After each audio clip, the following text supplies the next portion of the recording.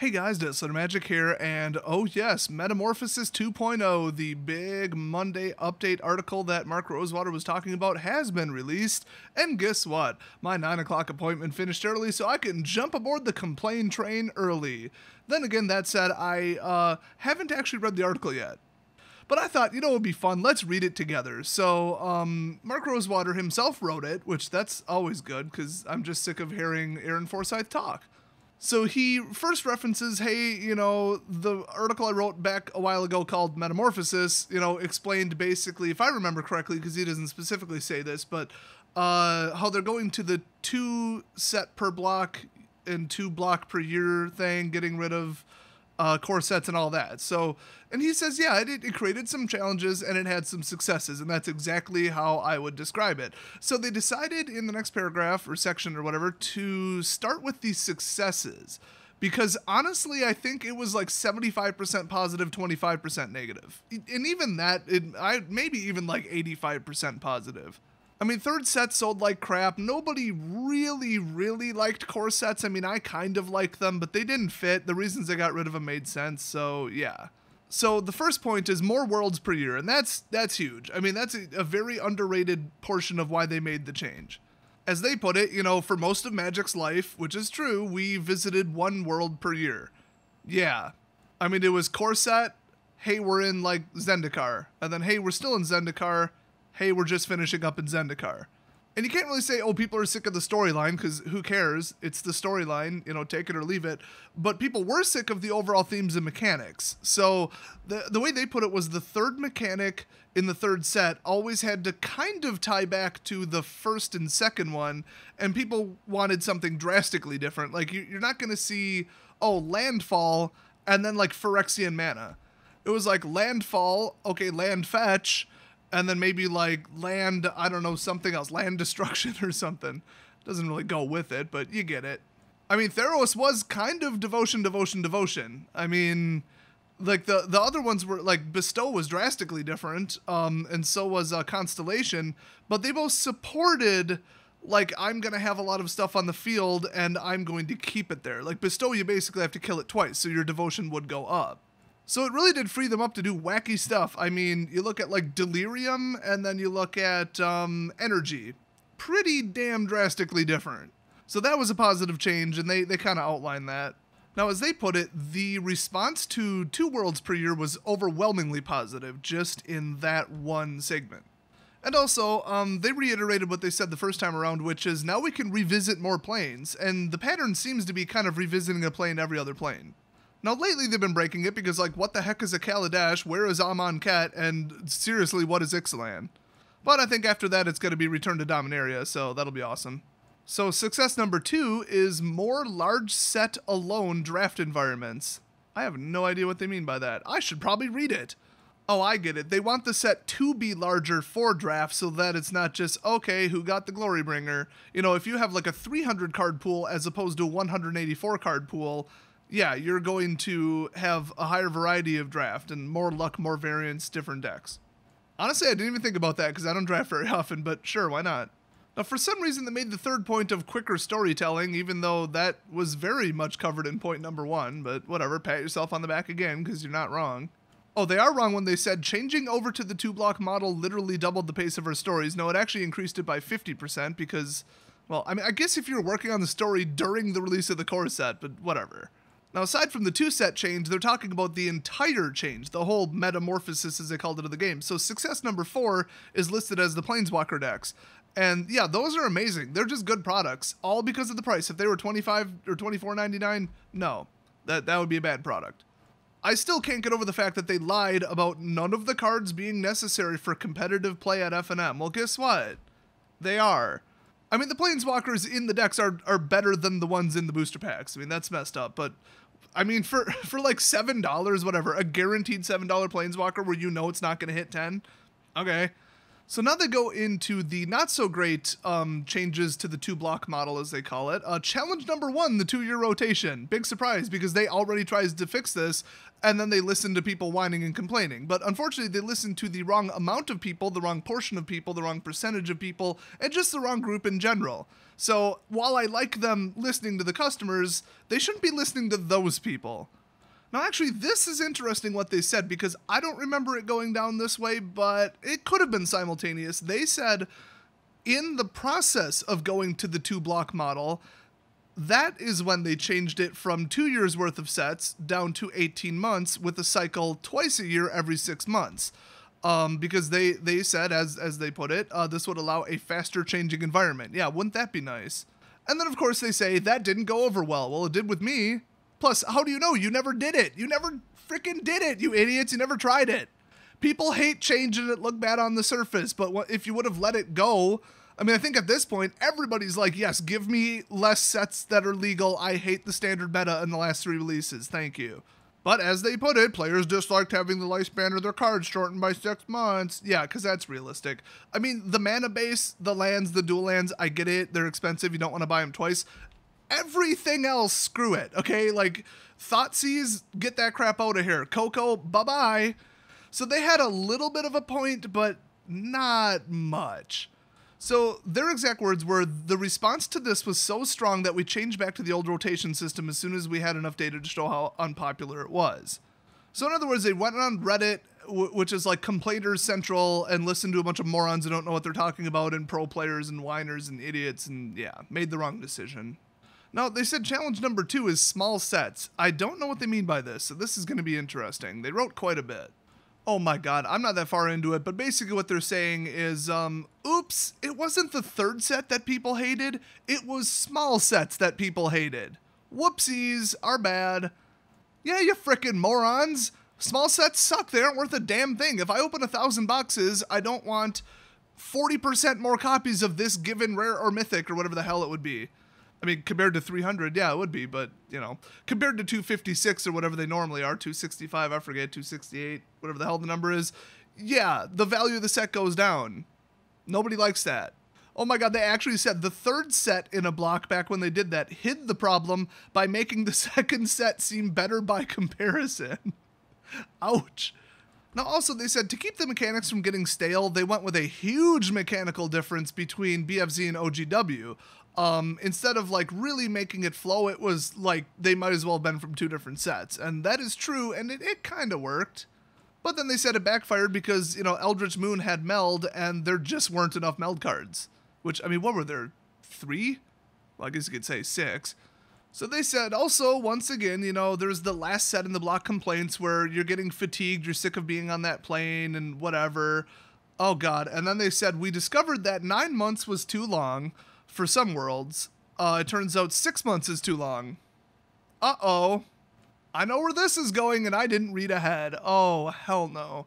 Let's just cut the crap, erase that last statement, and put in, we want more money, so we're decreasing the time between sets. That's my guess, at least. I'm pretty sure they're going there. Really? They put challenge number 3 was no core set? They literally deleted core sets because nobody bought them, and nobody liked them. How was that a challenge? That was a solution. Oh, God. So they started that one out with, you never know how much you appreciate something until it's taken away. Oh, come on. Core sets are glorified reprint sets, and they did 2 Masters reprint sets this year. I mean, come on, really?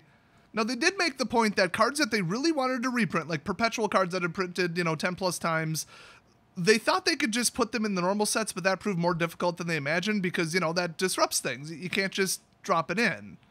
You know, there's stuff like, oh, this world doesn't have any, you know, bears or whatever, but we want to reprint this bear. Whoops. You know what? Like, this is the only bear on Zendikar, apparently. They also did mention that people are kind of sick of seeing the same old cards that they've been playing with for the last, you know, 20 years in new sets because you're supposed to, like, discover something new in the new set, not, oh, here's Negate again. And they also said, yeah, I mean, it is easier to just throw a bunch of reprints together in a set that doesn't even have a central storyline, and they don't have to explain it. Like, if you need to throw in a goblin because you want to reprint a goblin and you want a goblin to be in standard, you don't have to suddenly say there's goblins on Innistrad, because I think there aren't. So they made some points, but I've got an idea. If you want to reprint something, in standard, just rename it, do a functional reprint, who cares? And then if you want to reprint something just because you want to reprint it, put it in a master set, put it in Modern Masters. I mean, I don't really see the real problem here. Just don't print reprints in standard. Now, they said challenge number 4 was too much focus on the Gatewatch. That has absolutely nothing to do with the 2-block model or any of that. That's just what they chose to do. Well, they basically say there's too many different versions of the Planeswalkers because every set has had a storyline that linked together because the storylines are half the size. Yeah, I mean, you could just choose not to do that, though. But hey, at least they're admitting there's too many damn Planeswalkers. Oh, they also admit that they flew a little too close to the sun on Emrakul because they, quote, tried to put more story-related cards, or try to make them more tournament viable. And then they give the exact example of Emrakul. Whoopsies! Made a little mistake there, although honestly, no, they didn't. I'm going to correct their correction. Marvel was the problem. Emrakul was perfectly appropriate. If you have 9 or 10 mana, good for you. You probably should win the game. So then they said challenge number 5, the Masterpiece series. Now this is interesting because that's their darling, unless they're going to take a dump on the artwork like everybody else did. I'm not sure where they're going with this one. I'm just going to read this first part because it seems odd. There's a phenomenon in Magic design that I call the cycle of diminishing returns. Here's how it works. You design a card. It's amazing, so amazing in fact, that you believe you could make more than one card that has the same design. How about a cycle? That sounds cool. Then you make the second card. It's quite good. I thought they were going to say not quite as good. Not as amazing as your first one, but still very good. See, I knew they would say that because that's how it always works. Then you make your third one. Not quite as good as your second design, but in a vacuum, not compared to the other two, it's a worthwhile design. Well, yeah, I mean, board wipes. I mean, yeah, Planar Cleansing was cool. But then you look at that one with the Awaken, whatever. I'm so woke right now. It costs 1 more, but that's cool. And then you look at, Fumigate. It costs 1 more, but you gain life. That's cool. But it's not Wrath of God, and it's not Planar Cleansing. Come to think of it, Planar Cleansing kind of sucks. In fact, Planar Cleansing, actually, that's a 6 cost that destroys all non-land permanents at all for 6. So that's actually kind of like a bad version of Wrath of God, kind of. Anyway, I get what they mean. Same with counterspells and all that. Oh, and Thoughtseize and Inquisition of Kozilek. The more recent ones are pretty bad. So then they go on to say you make the 4th one, it's okay and it's functional. Then you make the 5th one, it's pushing the boundaries of what you'd print. I'm not sure what they mean by that. Probably not power-wise. The biggest justification for printing is it's part of a cycle. You have to keep it in standard. Yes, I get where they're going with this. So then they say, yeah, one of the cards, probably the first one, is amazing, and the rest range from good to passable. Now somehow they jump to a completely unrelated topic by saying the same phenomenon is happening with the Masterpiece series. The Zendikar expeditions were awesome. Dual lands were just so fundamental to the game, and the concept of land is essential to the world of Zendikar. It was great synergy. No, it was great money, okay? You really think that any of the cards right now have to do with Amonkhet? Not really. I mean, artwork-wise, So expeditions were really well received, so they decided to print inventions. Oh boy! And then Amonkhet invocations really didn't have, as they call it, a theme as clean and simple as lands or artifacts. Now what they really mean by that is all the high money cards were already selected to be printed and now there wasn't much left. So they finally admitted that they just basically went with the idea of instants and sorceries and tried to kind of theme them around the gods, but the audience never quite warmed up to it. That is true. They're kind of missing the mark here though, because when it comes to masterpieces, I could care less if they match the set's theme and like mechanics and common subtypes. I really just care about the cost. So now they go into problem solving 2.0. Oh god, here we go. They start out by saying players like having more change. No, they don't. That is absolutely false, but it's better for the players in the long run. They just don't know they want it, so you got to shove it down their throat. But I guess they didn't feel like writing that. They also said players like having more large sets. Abso-frickin-lutely. Makes the card values go up, the variety go up, drafting is better, everything. Just small sets are garbage. Everybody's known that except for Wizards, apparently. They just recently found that out. Oh my god. And then they wrote, this seemed to have a straightforward but bold answer. What if we stopped doing small sets? Whoa! Give somebody a raise! Somebody cracked that code right after all we did. Oh, the final horse just crossed the line. Oh god, no. I already knew where they were going with this, but this confirms it. 4 large sets a year would be too much. No, it wouldn't. Shut up. Both in number and new cards, and in the amount of work we would need to do to produce them. See, that's the real key. They're too lazy and their R&D is too incompetent.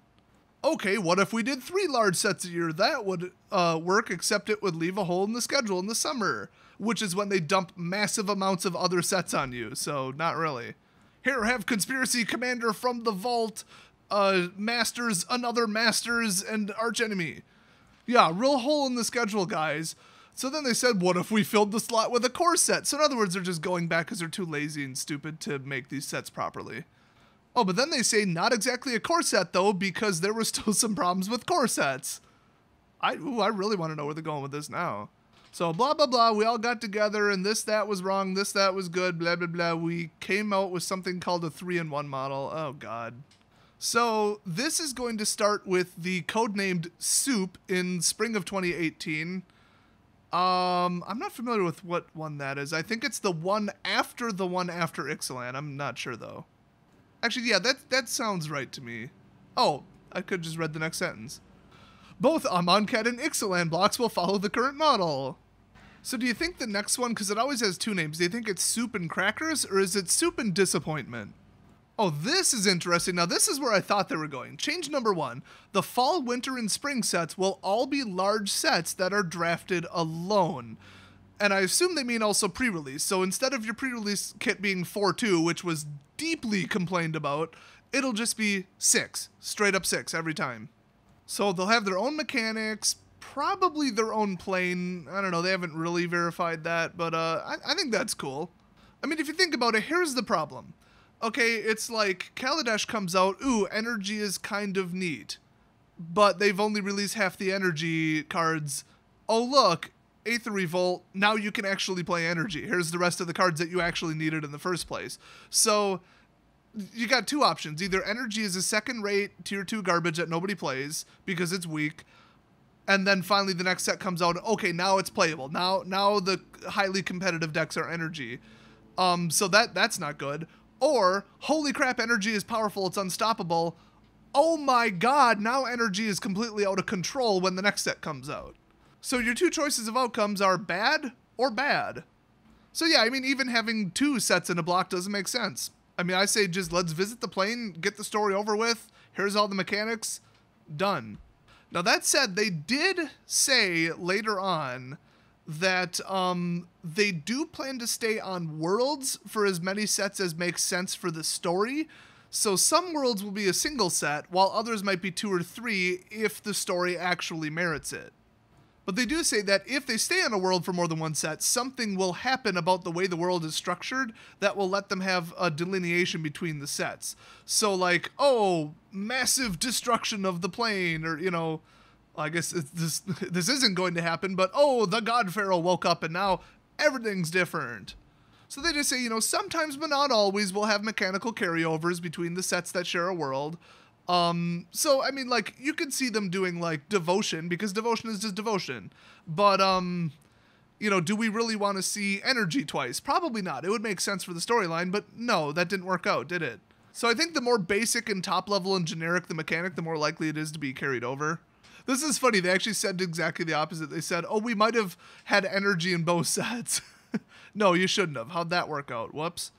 So they have confirmed it. They're basically getting rid of blocks. There's not going to be such a thing as blocks. It'll just be sets, and that's it. So, you know, if storyline-wise, you know, 2 sets share a world, okay, they won't be considered in the same block, though. It'll just be, here's a release, here's a release, here's a product, here's a product. And, you know, I like that. That just sounds better. Now, just think, though, they said this frees us up to not have, like, the sets be locked together. In other words, they will not have to be played together. You know, like drafting at the pre-release. They don't have to go 2-1 or 4-2 and make sure that the cards work together flawlessly. They can make them pretty drastically different, and that's going to make the design of the game just better. So change number 2, as they basically have put it, is the summer set will be a core set, but it won't be a core set. It'll kind of be a core set, but it won't be a core set. That's where they're going with this. You know, very sensible. So in other words, everything you liked about it we're bringing back, and everything you hated we're fixing, which I don't know if I trust them on that completely, but we'll see what they do. Now, they did say that when it comes to new players versus longtime players, when it comes to the new core sets, they're going to be leaning towards new players, so that's disappointing to most of us.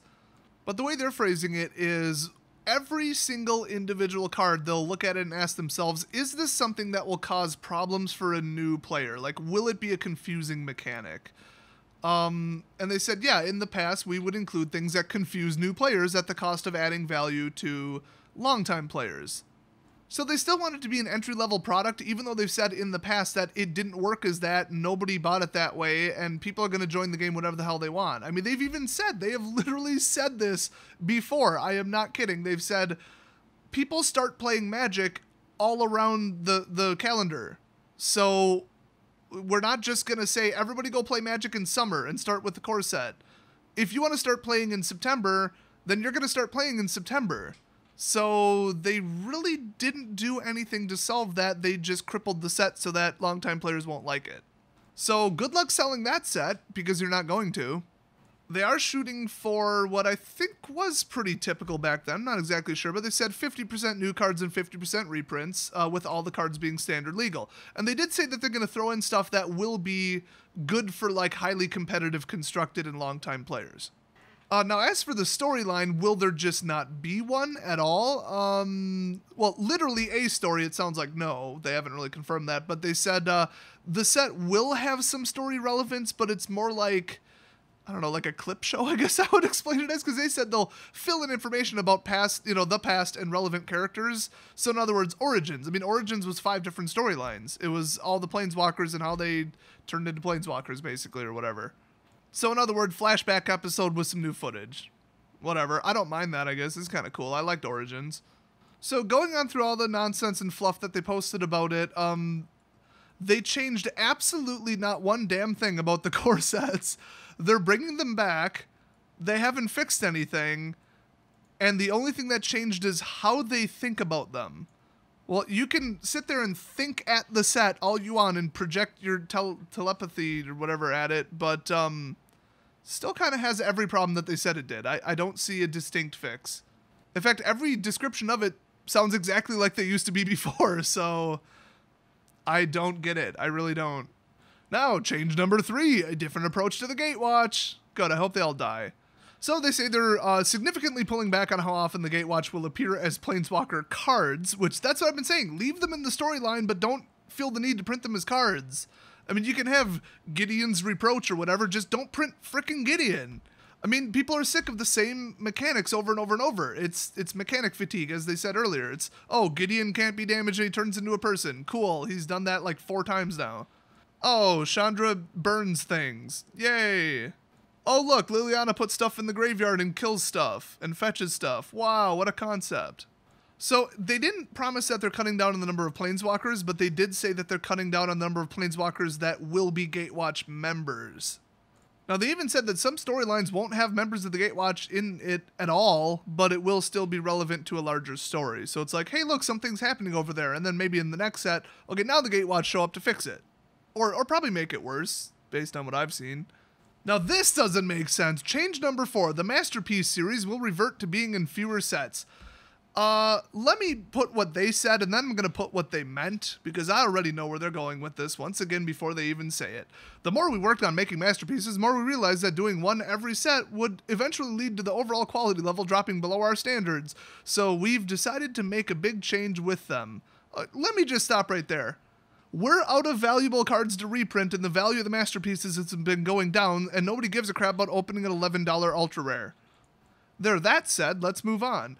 We're only going to do them when we can do something amazing. That means they aren't going to be something we do often, but when we do them, they're going to be memorable. Awesome. So first of all, Ixalan, the whole block, will not have any masterpieces, both sets. Let me translate that. Standard will be 15% more expensive because 15% of the price was being subsidized by masterpieces, but oops, we're out of good cards to reprint because there just aren't that many valuable cards.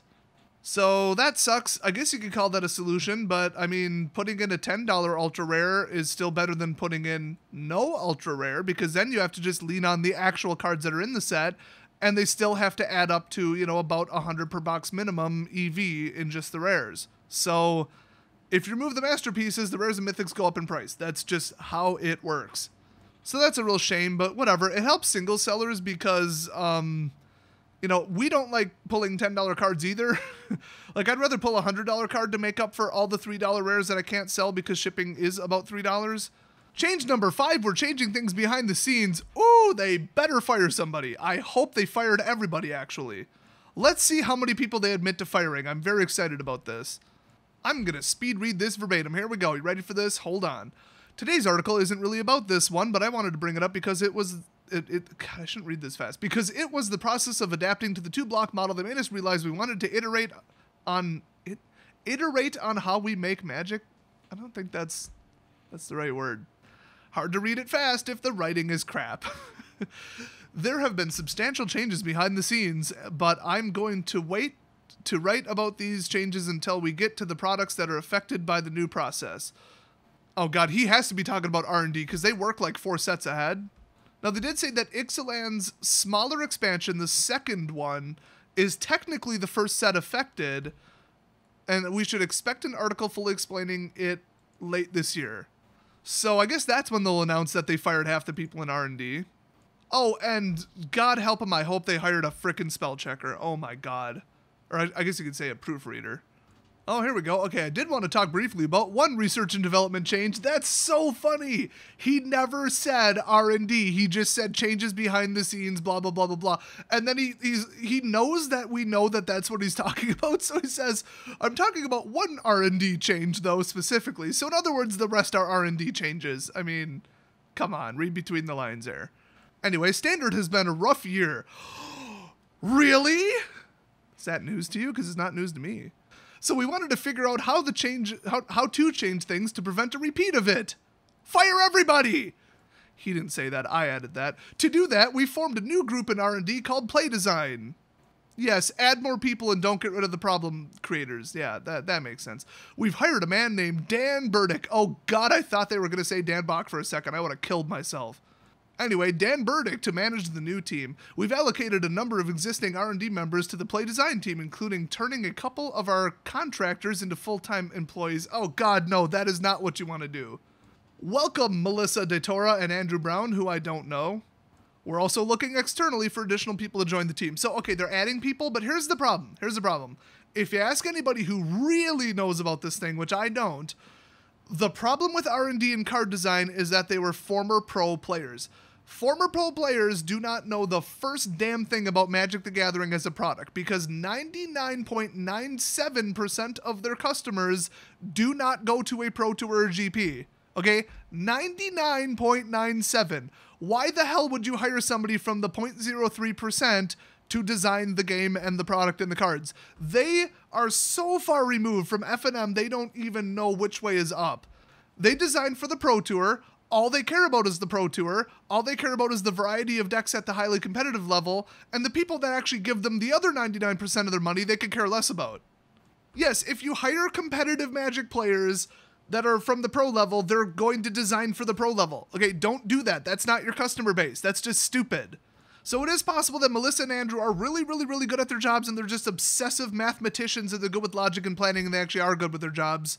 Who knows? But in general, I've heard from many, many, many people, ex-employees, current players, people who know somebody, that the problem with card design and R&D and testing is that they're former pro players. So they need to get rid of people, not add people. Unless the people they're adding are like a completely third-party outside view and they could just veto all these stupid things that they keep designing.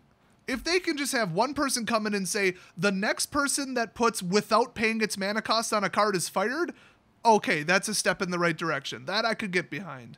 So anyway, they say the idea of this play design department is having a core set of people focused on the play environment, mostly standard, draft, and seal. They will be dedicated not just to play testing, but to be available from the very start of the process to the very end to make sure that the decisions at every step are taking tournament play into account. No, shut the hell up about tournament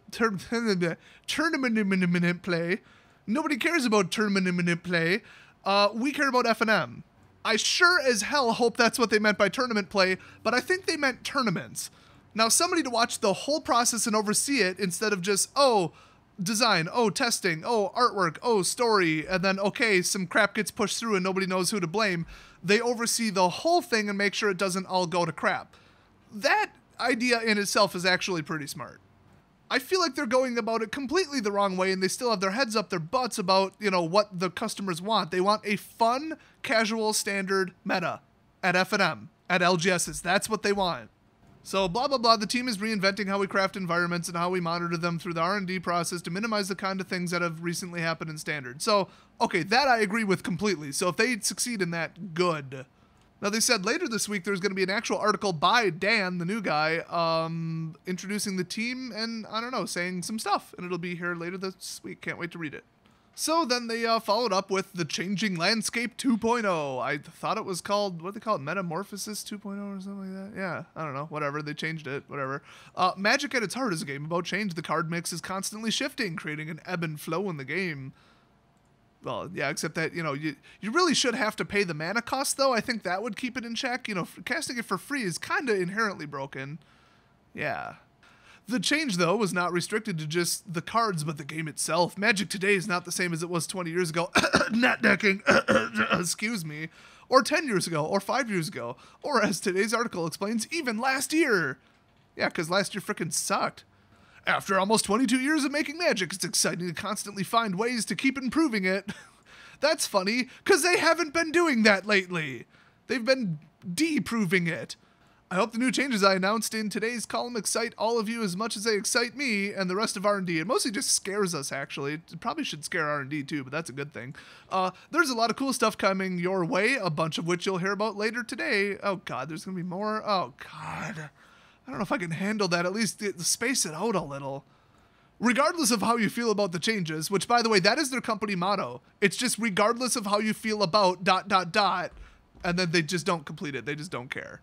Anyway, regardless of how you feel about the changes, oh, that's funny, I'd like to hear about it. No, they don't. That is not true, trust me. Do you like the changes? Do you dislike them? Do you have mixed feelings? I guarantee everybody has mixed feelings. Let me know by email or by contacting me through any social media accounts, Twitter, Tumblr, Google+, or Instagram. What's funny is Aaron Forsyth never responds to me, asking about certain things in the game, like me giving feedback and trying to get an answer, so I guess that's not really true, is it? Like, I wrote to him, who the hell approved this card and why are they not fired yet? And no response. I've asked him, why do you still have a job at Wizards after all the stupid crap you keep saying? And the same with Trick Jarrett. No response. I can't imagine why. I mean, it's not like we don't want these answers. So anyway, next week, previews of Devastation are going to begin. Oh boy, I'm sure it's going to suck. 8th set. No reason to buy it. Small set. It's going to be tragic. Don't look for value in it and don't pre-order it. Blah, blah, blah. Okay, bye. That's paraphrasing. So overall, I mean, I do think that this is mostly positive. Bringing back the core sets was a mistake. It always was. They didn't fix anything. They're just saying that they're like looking at it differently and thinking about it differently, but they didn't actually change anything. It's still 50% reprints. It's still targeted at new players. New players are now expected to only enter the game exactly in the summer. I mean, maybe that's when most of them do start playing, I guess, but still, I mean, people join the game year-round. You know this. It's all the same problems, but it seems like that was a side effect. The core sets coming back were a side effect of them fixing everything else. Nothing but large sets, no small sets, no, code-dependent mechanics that are half-released in janky crap and then get fleshed out. That was always a mistake. So pretty much everything else in the design of Magic they've fixed. And it sounds like there might be a tiny bit of promise for R&D, but it sounds like without removing the problem people or changing their entire outlook on how to design products and who they're designing them for specifically, that's the real problem. I don't think anything's really going to get solved, but we'll see. I mean, I think there just at least won't be any utter complete disasters. If they can just steer clear of those, they'll be really good off. So the last thing I got to mention is it's Hour of Devastation. Okay, then we've got Ixalan, and then Eggs, which is the second Ixalan one, the nickname. Then we've got Soup, and that's going to be a standalone, not in a block. So that's the first one that's not codependent in 2 parts. Then a core set, of course, because that'll be summer 2018, and then Spaghetti is the one after that. And this is why they didn't leak the names ahead of time, because we would have known that they're not together. I mean, they'd have to say, okay, core set or whatever, and the people would be like, why is there not enough set names in the year, they would have given it away, so I get it. So after spaghetti is meatballs, which is funny because those have nothing to do with each other, and then milk, apparently, or as people in Wisconsin call it, milk. I purposely pronounced it right just for you guys. I'm so internationally sensitive and woke. I don't even consider myself a white male anymore. I consider myself an albino giraffe. In fact, every tree on my college campus now has to have a ladder so that I can eat leaves off the top of the trees. And you know I'm bringing the ranch dressing up there with me. So anyway, after that is another core set, and then after that is archery, which I like archery. I'm actually really, really exceptionally good at archery. So you guys have only seen me throw knives because that's safer to do indoors. So that'll bring us right up to, like, basically December 2019. So, cool. You purposely cannot glean anything from the nicknames. They make sure that, like, it's not like, oh, spaghetti elementals in the set called spaghetti. No, it purposely has nothing to do with the set. So, doesn't really give us any information, but they're just giving an example of how the release is. So, it's going to be big set, core set, big set. Big set, core set, big set, I guess. Hold on, let me watch the looping animation again, make sure I'm right about that.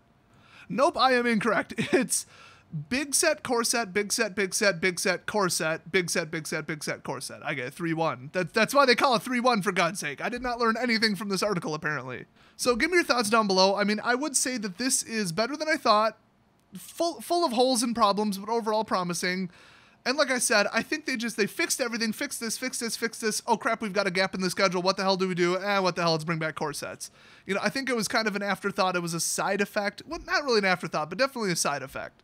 So whatever, I mean, if that's what they got to do, if they think that they wouldn't have time to research and development and play test properly, if they did 4 large sets per year, yeah, because they kind of do, when it's in a block, they kind of do make them at the same time from what I've heard. Like, they'll design energy together and then split it forward and backward in the 2 sets, for example.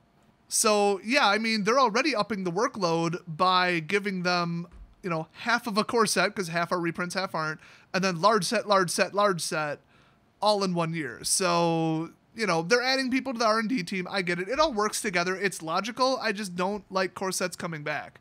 But would I have preferred just 3 sets per year and they add, what would that be, like 2 months to the release cycle? No, I mean, that would be a giant hit money-wise to their, well, I mean, a bad thing. It would be a detriment to them money-wise.